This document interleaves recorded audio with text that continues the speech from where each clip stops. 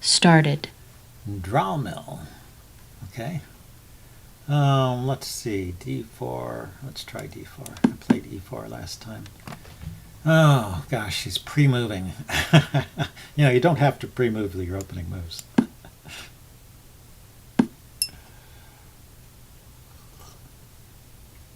So what is this? This is Pirc's defense.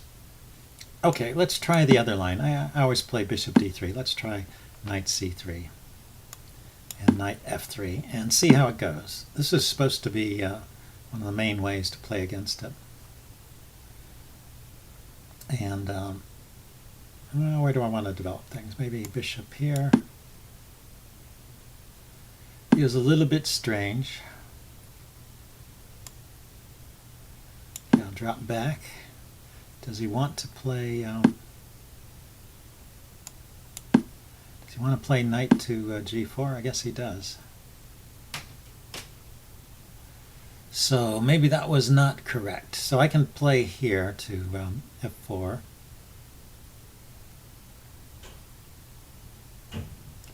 And then if he kicks it, I can drop back to g3. I guess that's okay. Server announcement.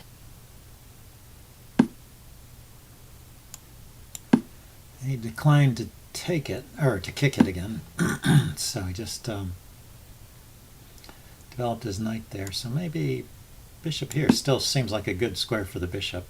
This g6 square may be tender. Maybe I can sacrifice something there.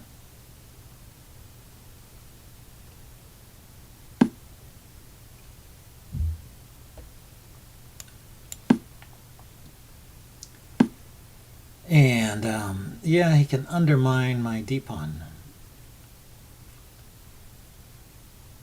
Can I push on with e5?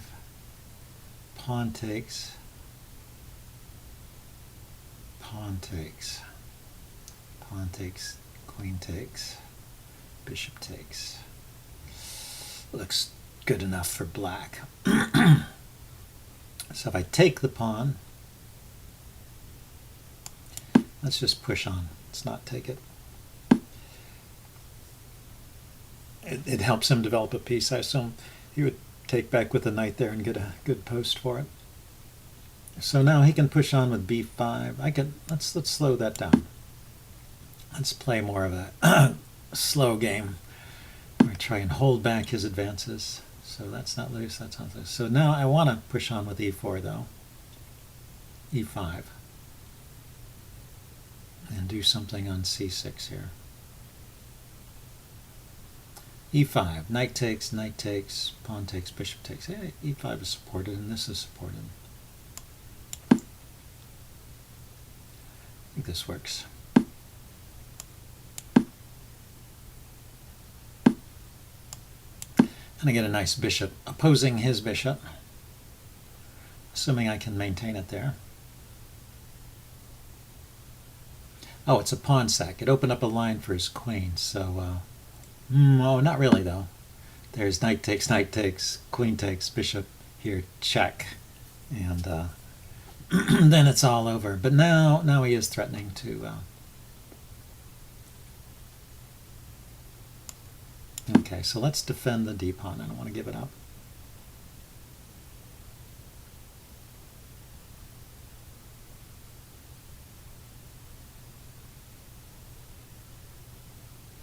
Maybe rook on the e file. Rook's on the d and the e file, but e file first to kind of threaten his backwards e7 pawn. Or another idea might be d6. d6, pawn takes, bishop takes, hitting his rook. And weakening his control over f6 here, maybe. Opening up a square for my knight. But his bishop is looking good there. He's got a lot of control.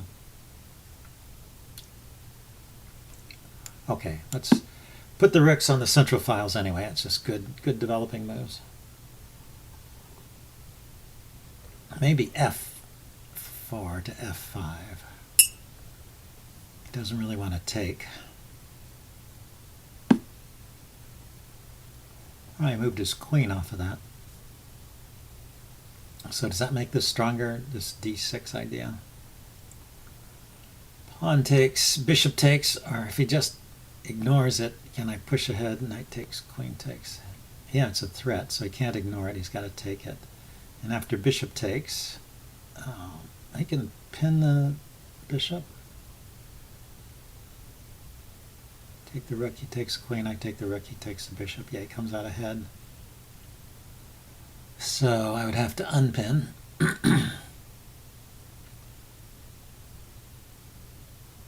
Okay, this pawn is not under threat anymore. I could try knight. But that doesn't work. Okay, get this rook out here. Knight to e4, attacking his knight.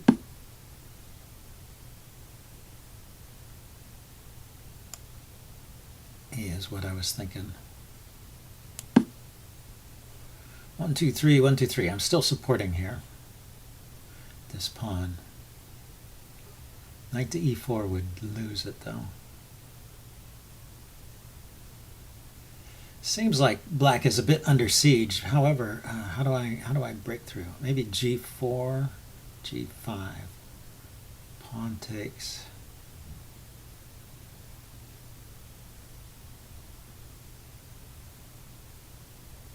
h4, h5. Open up this diagonal onto the king. h5, knight takes, bishop takes, so h4, he makes a move, probably attacking this guy. I take the bishop, he takes, and then I play h5. I take the knight, I mean. So I play the pawn here first. Oh, he just stops it. But that opens up this dark squared weakness here.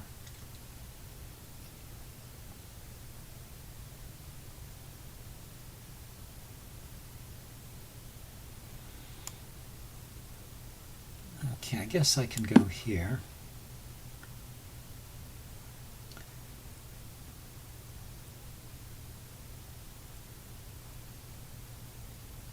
So bishop takes, queen takes, pawn takes, rook takes, queen, rook takes. It just loses the exchange, right? Because I'm giving up a rook, bishop, and queen, and he's giving up queen, knight, and bishop.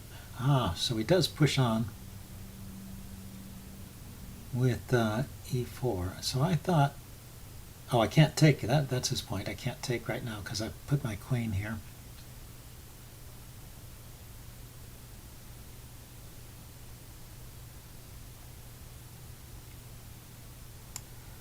But doesn't it lose the knight? Yeah, he just gave up the knight.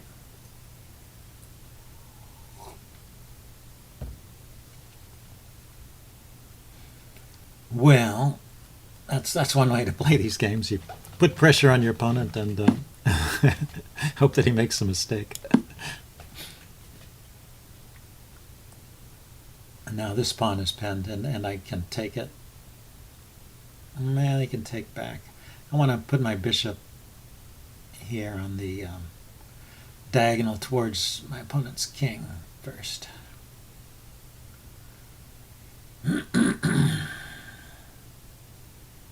Although maybe I should take first, because when I take, he's got to take back with a pawn. I could play my queen to g5, and then this pawn on g6 is just weak. So now here he's set up so he can take back with a rook. Pawn takes, rook takes, rook takes. No, can't take back with the rook. He cannot take back with the rook because of the bishop.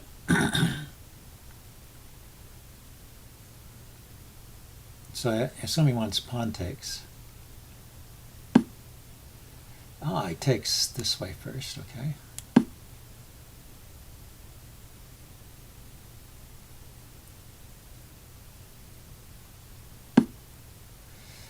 And he lines up to threaten checkmate, which I will notice. I think bishop to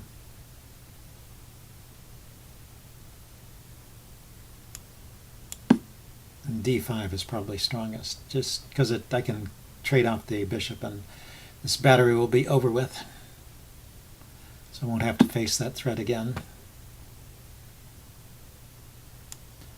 Oh, it is a shame to give up my my light squared bishop that I was going to use on the attack here, but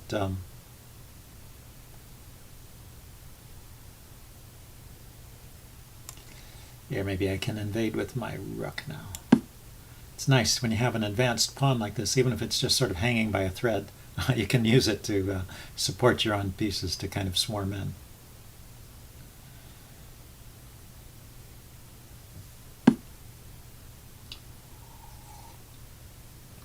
Okay, so now rook takes here, check. Rook takes, and queen takes, check. Looks pretty Check. good. The king only has 2 squares to run to. Check. And then I should be able to queen this pawn. So queen here, checkmate. Now he can check me here, here. No, the knight's covering that square. This is not a check. No, they're checks.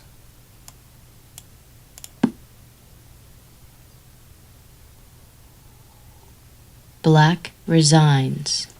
Okay, well, I'm going to upload Incoming this game. challenge.